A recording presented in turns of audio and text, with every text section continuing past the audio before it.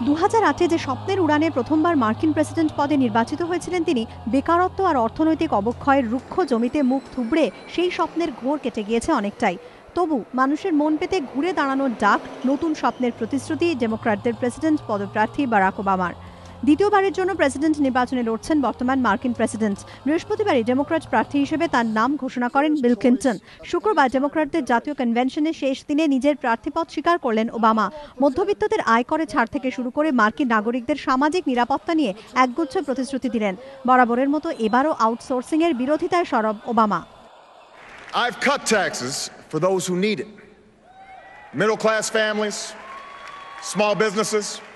We can choose a future where we export more products and outsource fewer jobs.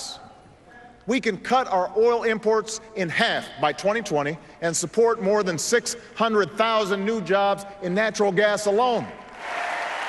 No American should ever have to spend their golden years at the mercy of insurance companies. They should retire with the care and the dignity that they have earned. Iraq যুদ্ধ শেষ হয়েছে, আল কায়দা এখন ধ্বংসের পথে। মৃত্যু হয়েছে Osama bin লাদেনের। সন্ত্রাসবাদ নির্মূল করে শান্তি প্রতিষ্ঠার প্রতিশ্রুতি দিয়েছিলেন, সেই কথা রেখেওছেন তিনি, এমনই দাবি ওবামার। 4 years ago I promised to end the war in Iraq. We did.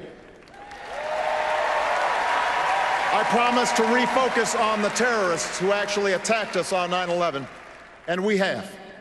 A new tower rises above the New York skyline. Al-Qaeda is on the path to defeat, and Osama bin Laden is dead. আগামী 6 November আমেরিকায় president নির্বাচন। 2 মাস আগেই তাই বেজে গিয়েছে প্রচার যুদ্ধের দামামা। বৃহস্পতিবারই ওবামার হয়ে জোরদার সওয়াল করেছেন প্রাক্তন প্রেসিডেন্ট বিল ক্লিন্টন।